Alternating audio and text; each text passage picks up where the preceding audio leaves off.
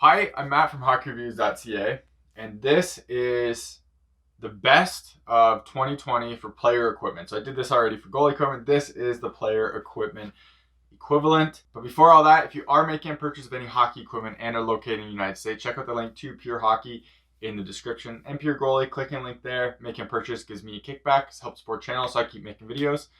Otherwise, if you want to support the channel, check out the link in the description to Patreon and Buy Me a Coffee. Everything that goes through both of those links will come right back into the channel so I can keep making, again, videos and making more content. This stuff's really expensive and I don't really get a lot of it for free. I get basically nothing for free, so it's really expensive to keep doing these videos. All right, so this year has been a crap show. I think there's no denying that. There's been a lot of hockey that's been canceled. I've had multiple leagues twice canceled now. But there has been a lot of stuff that's come out this year as well, and I've tried to cover a lot of it, so hopefully you saw some of that.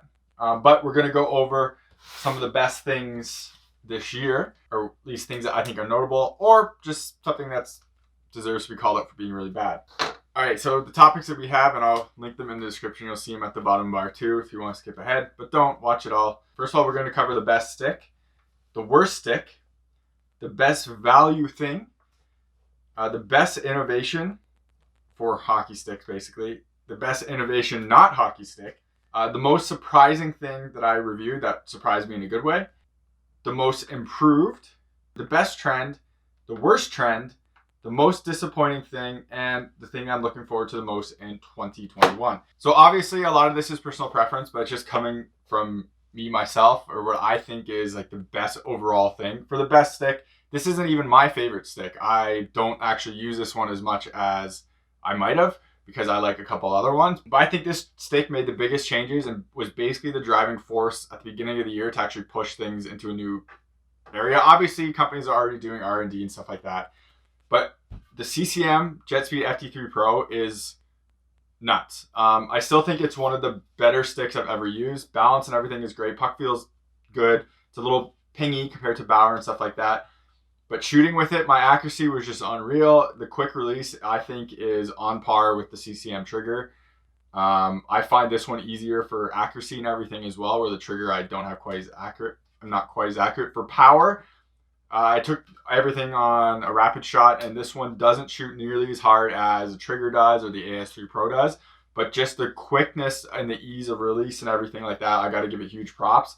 Like I said, I'm not even using this stick in terms of like my favorite sticks. My two favorite are the Ultrasonic and the Geo, but I think this stick is one of the best all-around sticks and should be basically the bar how you compare everything else. But when this stick came out, it really pushed things to a new level and was kind of like highlighting the trend of what this year would be. This is 375 grams when it's cut down to the same length as every other company. That's really, really impressive. CCM took it to the next level with the trigger and everything, but this was the thing that kind of started it all. This stick was also like the first stick in CCM's lineup to really come out with the P90 TM. And I really like that that's a curve and that's an option. It's giving more people options of like different curves to use, and that's always a good thing. It also gives a little bit of a less aggressive toe than the P28, but still being a little bit more of a toe than a 29, so you can get a little bit different stick handling. And so I'm a fan of that. And everything about this stick was just really good, especially when it came out. It basically led and kind of gave us a peek of what the year was going to be for sticks, and that was a very good thing.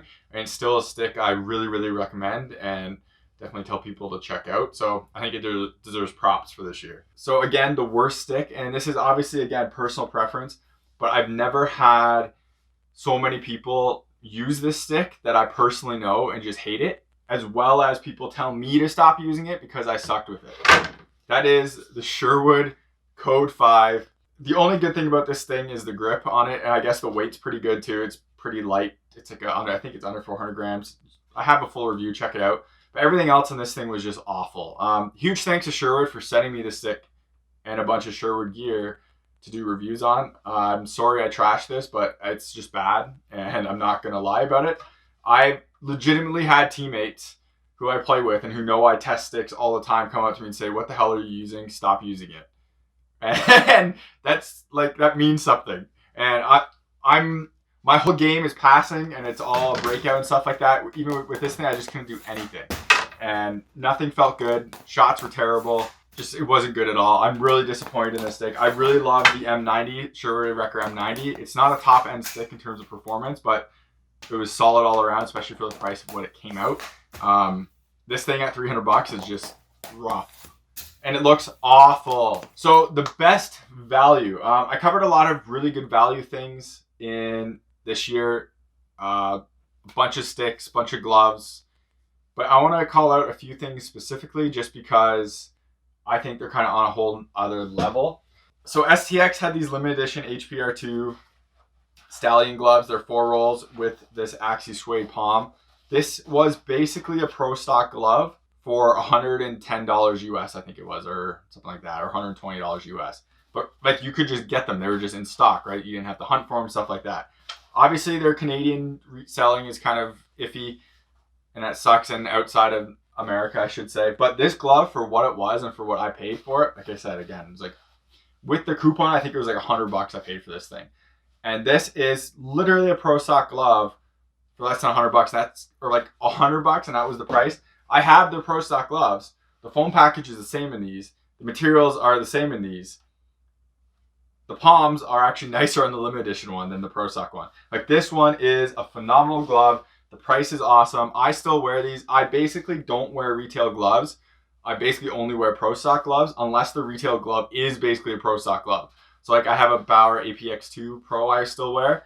Those are the same as the pro stock glove. So it's no difference. This, same thing. There's no reason for me to get rid of this because it's a pro stock glove and it's that good. That's very impressive. The other thing I want to cover, and I haven't done the full review of these yet, is the Sherwood Code 5 shoulder pads and shin pads. So I did the elbow pad review. They're terrible. These are really good. These are not full price stuff. So full price, I think the shoulder pads and shin pads are around $200 Canadian now. These are much lower than that. And for the price, the value, it's like you can't beat it.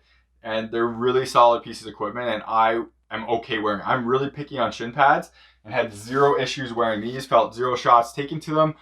And again, I'm very picky. That is a very solid option. And they're nowhere near the price of the top like CCM and Bauer stuff. And so that's a huge props to Sherwood for this. The Code stuff for the shoulder pads, shin pads is really good. The fit on the shoulder pads is really weird, so you really have to try them out to make sure.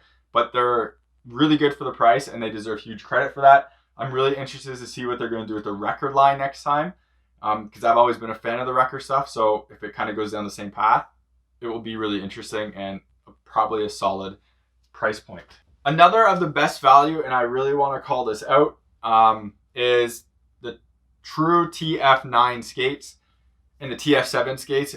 Very good skates for what they cost. Amazing value, but the fit on them is way off. Just if you get your fit, they'll be phenomenal. The fit and finish of them is better than what their custom ones are, and that's disappointing for custom owners like myself because I expect that custom skate should be as good as the retail skate, but the retail skate is really good. And if you can find the fit and nail down your fit, they're solid. I had to go down a whole size to get the right fit, and even then it didn't fit my depth of my foot. But the price for them for what they are is really, really good. All right, so the next one we have the best innovation. And now, so people are going to say this is a gimmick and it doesn't matter.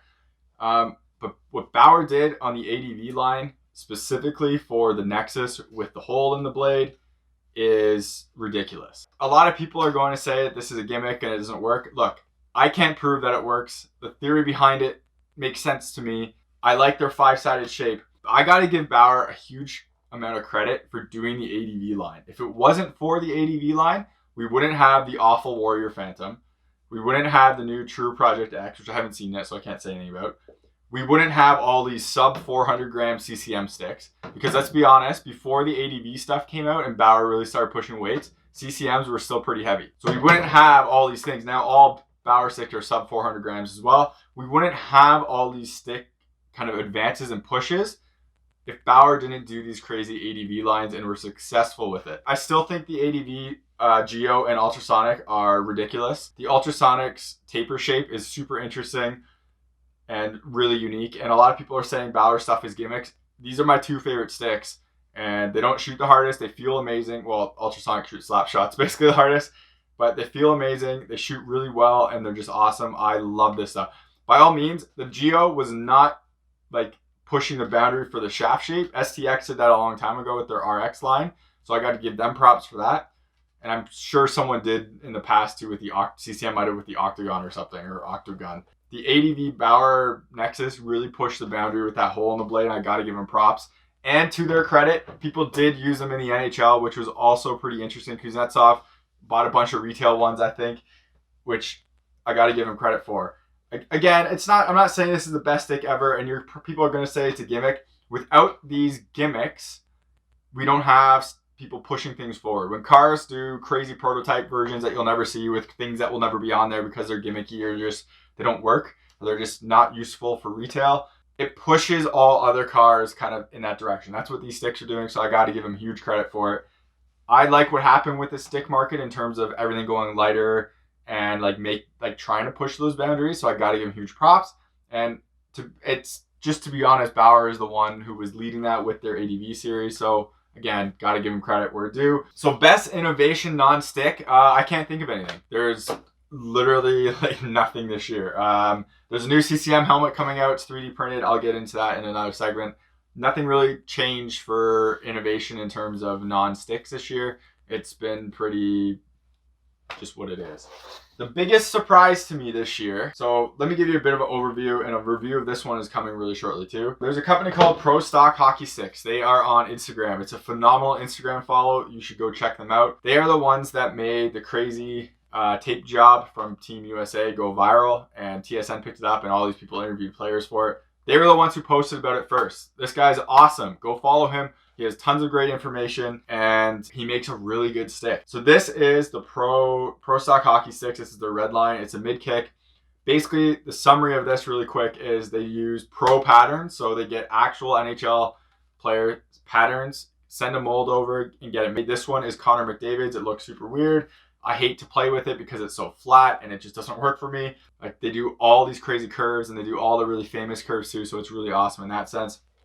The reason why this stick is the most surprising to me is because before this one, all the no brand, like the no name smaller company sticks were basically all the same. You buy them from AliExpress, Alibaba, you slap your logo on it, you maybe change some colors on it, and maybe offer a custom curve option, and that's it.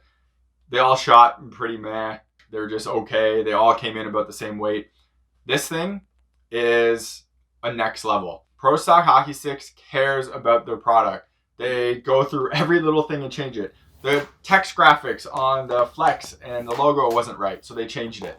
The graphics at the bottom weren't quite straight, so they got them to change it. They brought in their own carbon fiber and not just got what the factory did to make their own stick, because they wanted a specific type of carbon fiber and didn't just go with the factory. That's really impressive.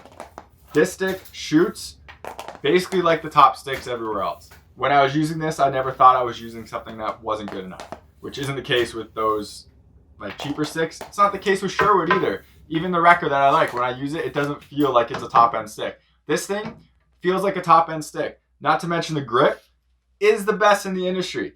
And you might say that's not important, it's a grip. All grips have kind of been going backwards, and I think the reason is because the spray adds weight to it. This thing is so smooth and so amazing. And then they have all the different textures, just like the old Bauer ones or the candy cane grips. But if you look at them, there's like it's crystal clear, the grip spray. That is how much attention and how much care they care about this.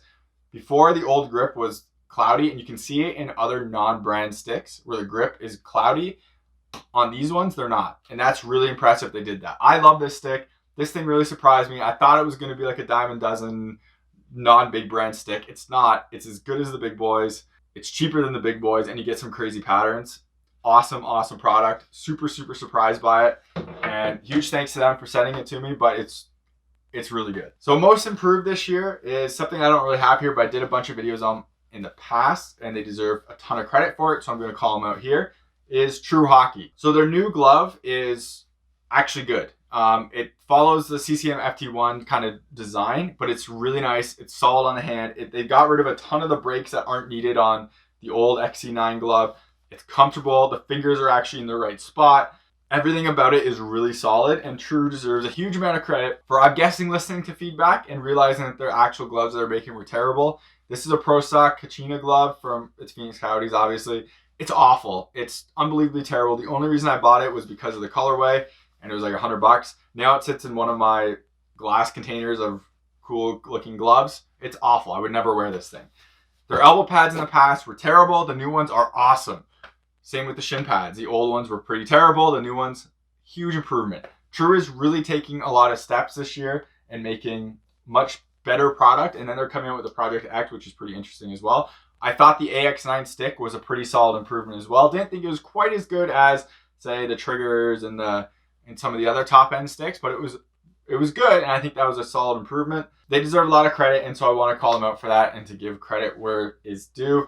True's done some amazing things like buying Lefebvre, the goalie company, and now actually making some good gear for player equipment. So I'm really interested to see where they go in the future, because they're definitely going in the right directions, and they deserve a huge amount of credit for actually really, really improving in their protective line and their gloves. So good job, True, in that. The best trend in hockey this year is honestly sticks. And the reason I say that is because every company made massive improvements to their sticks to make them lighter, to make them shoot better, to make them with a different shape, for better grip. Something you might say it's a gimmick. Everybody has done something really, really impressive this year in terms of sticks. Warrior deserves credit as well for this, for the QRE10. I thought the QRE Edge was a step backwards. The QRE10 is going back in the right direction. The balance on it is really good and much better than what it was in the past. Huge props from there. But everything basically on this table, minus this Sherwood, was a huge step forward in terms of tech and for making sticks lighter and for making them better. So all companies basically deserve credit for that and for really pushing the stick game forward. This year was basically the year of the sticks. Everything else, in my opinion, was kind of pushed to the side. It wasn't that impressive. The sticks, on the other hand, really impressive this year. I have a hard time seeing how companies are really going to top it next year, but we'll get to that. So the worst trend, and this is going to be a few things, because I think it's important to call these out. First disappointing trend of this year is basically gloves going backwards. And this is companies that made pretty solid gloves or really, really good gloves, and for some reason making design decisions that make them worse than before. And, well, I know why. We'll get into that. The first one is Bauer and their 2X Pro glove. So I did a video on this. It was titled, Bauer is ripping you off, and they are. Now here's why. They say there's a bunch of tech stuff on this and how this glove fits and everything, but Bauer basically took everything that was great out of the Vapor gloves and made it something that was cheaper for them, lighter, but overall I think the same price or more expensive. Let me talk about some gloves for a second and why that matters. This was the Bauer Vapor APX2 Pro. It had pour-on all throughout, including the backhand and in the fingers. This glove is basically a pro stock glove for retail. This is called the Pro. The palm is a little thicker than retail, but besides that, it's basically a pro glove or pro stock glove. This is the successor to it, which was the Bauer Vapor 1X Pro. This one is a pro stock glove, still has that pour-on in the backhand. The retail one also still had that pour-on in the backhand. Everything was great, 3-piece thumb, a lot of blocks in the back, everything was dandy. The next glove was the 1X Lite, which was literally this glove. It was the same shape, same break, same everything. They changed the look of the actual design on it. That was it. And I guess the logo. Oh, the other thing they took out was there was no more pour-on in the backhand. So they cheapened out. And I think they raised prices from what the APX2 was. So that makes sense. And now we have the 2X Pro glove, which I'll overlay here, which is no longer a 4-roll design. It's now a 3-roll design. Less rolls, less money. It's less materials. It's easier to produce, so it costs less. Okay, there's one thing. Number 2, all pour-on is gone. There's no pour-on in the glove at all, which is really disappointing. What? Pour-on was a really good protective piece for Bauer gloves, so why would they take it out? Good question. It's because it costs money. Pour-on is a licensed piece of product to Bauer. Bauer has to pay pour-on XRD. I think that's the company, whatever the foam company is that makes that, to put it in their equipment. That costs more money than them just putting whatever foam they decide to use that isn't branded. Thus, Bauer had to pay licensing fees for every glove, took that out, now it's cheaper. They say it's for lightweight. I don't buy it. The other thing that's a huge problem with these gloves is the actual shape of them is and I'll overlay a picture of one of the Team Canada World Junior players wearing it. The quality of them has also gone down too with they don't fit quite as right because they're not made as well anymore. I'm not sure what happened there, but it's pretty disappointing. Bauer wasn't the only ones who made terrible gloves this year and stepped backwards. Warrior also came out with the QRE10. I made a video about that here. Warrior QRE gloves were a step backwards from the QRL because the backhand brakes weren't as mobile. It wasn't as mobile as a glove, but the padding was much better than the QRL. So at least it was kind of a step forward. The QRE10s have a massive piece of foam right in the middle of the glove that makes it the gloves just not be able to bend the way it should. Like, you need to be able to close your hand on a glove, and if there's a massive piece right in the middle, it's not going to actually close with your hand. That's kind of how anatomicalness works, and you always put something there so it actually closes. Terrible design. They also changed the cuff to make it less of a flex cuff, which also makes, like, you're the only company that makes a flex cuff at retail. Keep it. Next on the awful trend of this year is naming conventions. So if you haven't noticed, CCM now has Pro sticks.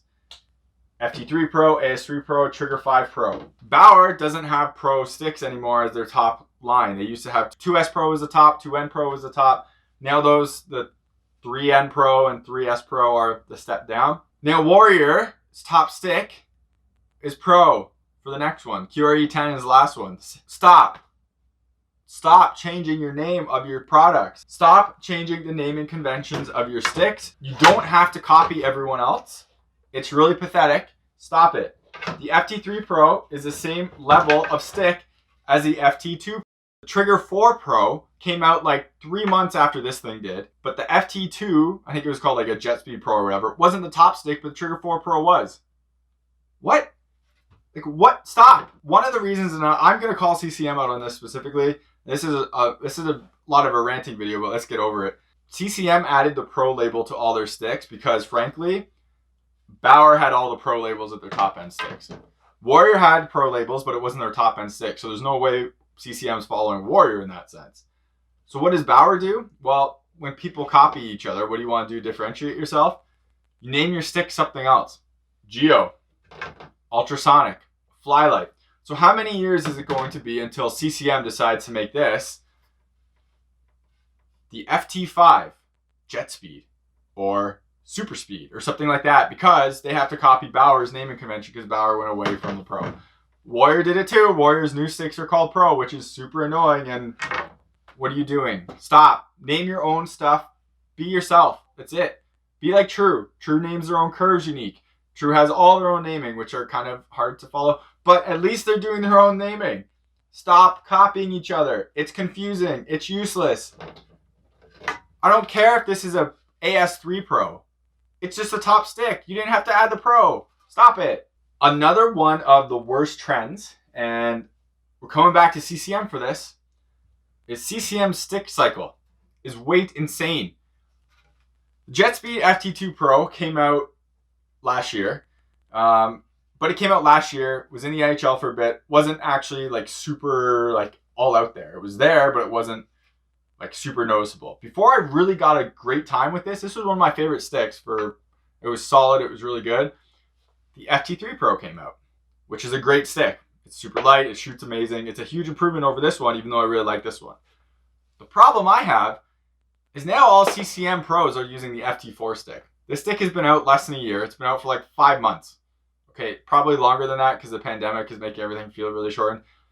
But this thing hasn't really been used in the NHL that much. And now all the players using FT4 stuff.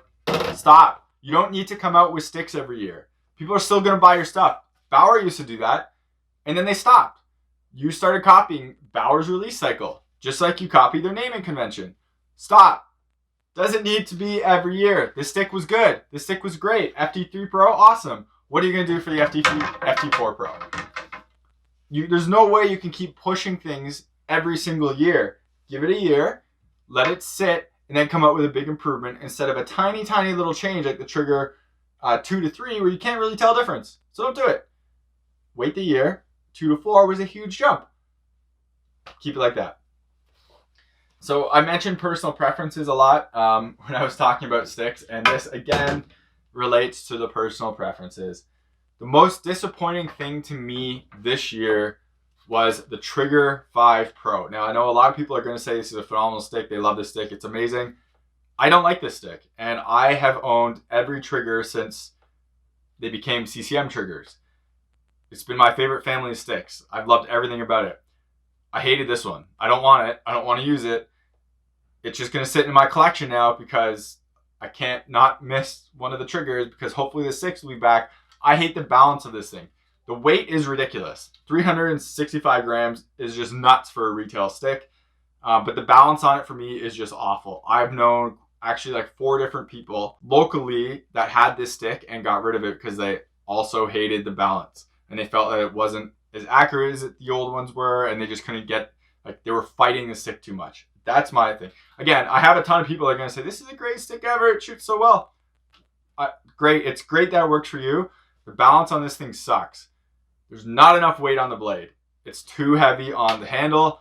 Most people are cutting them down anyways. That helps the balance a little bit because you're taking weight off the handle. For me, at full length, the balance was way too off, and that's super disappointing. That stick was disappointing to me. I was expecting it to blow everything else out of the water, and I got it, and I hate it, and instantly wanted to go back to the Bauers and the FT3 Pro. Finally, to wrap this really ranty and long video up, the thing I'm looking forward to most in 2021, honestly, the sticks, like the new Vapor Stick will be kind of interesting. I'm really curious to see what they do with that. I wasn't a huge fan of the Flylight, so we'll see what they do, because they really have to kind of push it compared to what the trigger is.